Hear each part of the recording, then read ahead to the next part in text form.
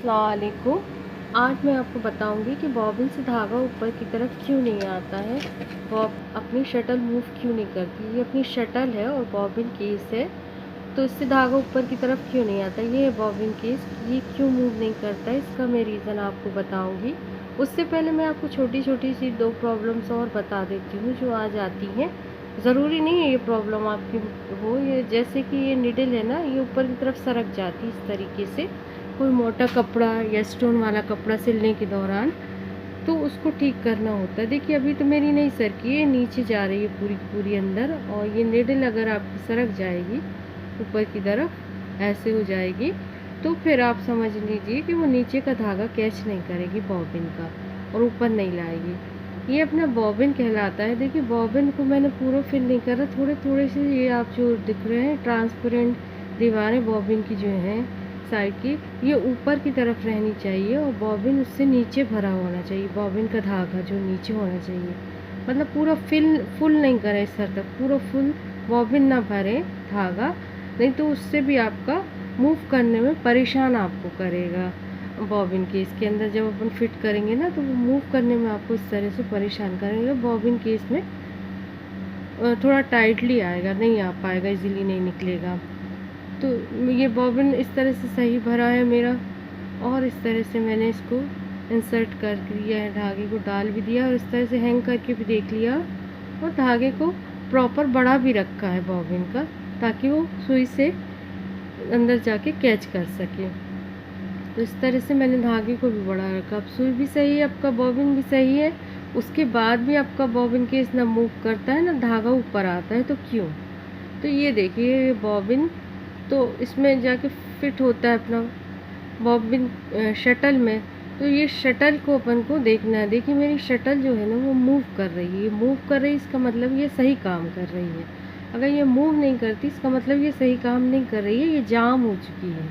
मेरी तो अभी मूव कर रही है क्योंकि इसमें ज़्यादा कचरा नहीं फंसा है, लेकिन आप देखिए इसमें बहुत ज़्यादा कचरा जब फंस जाता है ना, तो ये जाम हो जाता है, फिर मूव नहीं करती है। उस दौरान आपको इसकी सफाई करनी होगी। ये देखिए धागे वगैरह दिख रहे हैं मेरे, अभी थोड़े थोड़े स्टोर होना चालू हो रहे हैं, क्योंकि मेरी मशीन को अभी ज़्यादा वक्त नहीं हुआ है, ज़्यादा पुरानी नहीं, कुछ महीने ही पुरानी, इसलिए ज़्यादा कचरा इसमें स्टोर नहीं हुआ है, जमा नहीं है।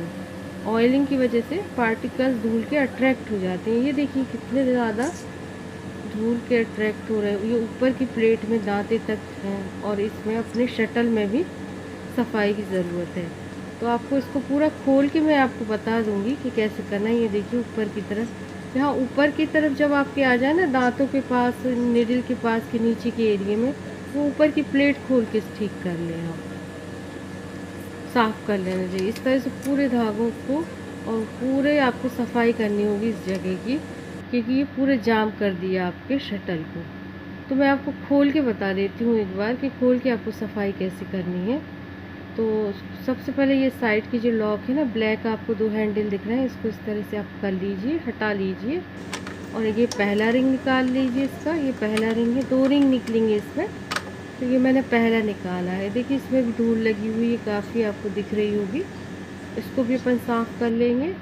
और ये अभी कुछ पुराना, ज़्यादा वक्त भी नहीं हुआ तब भी इतनी डस्ट हो गई है, और जब पुरानी हो जाती मशीन तो और ज़्यादा डस्ट हो जाती है। ये देखिए काली काली पार्टी कल निकल रहे हैं धूल के और डस्ट के। ये देखिए ये बहुत इस तरह से रेशे, और ज़्यादा जम जाएंगे तो बहुत ज़्यादा निकलते हैं, दिखते हैं। और ये बीच वाला रिंग भी मैं निकाल लूँगी, इसको भी मैं साफ़ कर लूँगी। तो कुल आपको पूरा साफ़ कर लेना है इसको, शटल को। सबसे पहले आप ड्राई कपड़े से इसको पोंछ लीजिए, सूखे कपड़े से, एकदम से ऑयल वाले कपड़े से ना पोंछे, नहीं तो धूल चिपक जाएगी। पहले सूखे कपड़े से झड़ा लें, इसको अच्छे से साफ़ कर लें। उसके बाद आप एक ब्रश से इसको साफ़ कर लीजिए। तो ब्रश अगर आपके पास जो भी अवेलेबल हो वो कर सकते हैं, या फिर बच्चों का होता है ना, 2-3 साल के बच्चे का छोटा सा ब्रश, टूथ ब्रश, उससे बहुत अच्छा साफ़ होता है, तो उस ब्रश को ले लें, छोटे बच्चों की टूथ ब्रश से इसको साफ़ कर लें। उसके बाद फिर आप क्या करें, ऑयल का कपड़ा को ऑयल में अच्छे से भिगो लें, और उसको वेट करके उसको पूरा गीला करके और इससे पोंछें लास्ट में। उससे ऑयलिंग भी हो जाएगी अपनी, और ऑयल से पूरा हिस्सा पोंछ भी जाएगा। इसको अच्छे से पोंछ लें। ऊपर का प्लेट भी आपने खोल के पोंछ लेना है, इनको भी पोंछ लेना ऑयल के कपड़े से। और लास्ट में अच्छा ऑयल भी दे दें एक बार, 1-2 ड्रॉप्स ऑयल की भी डाल दें सब जगह। अब इसको फिट कर देते हैं। ये इस तरह से पहले रिंग लगाएगा और थोड़ा सा मूव कर लें इसको। मूव करने के बाद फिट करके देखें। ये देखिए मेरा फिट हो गया है। फिट करने के बाद एक बार चला लें आप कि आपकी निडल टकरा तो नहीं रही, सही से फिट है। पहला मेरा रिंग सही फिट हो गया है। ये देखिए मूव हो रहा है, निडल भी कहीं नहीं अटक रही है।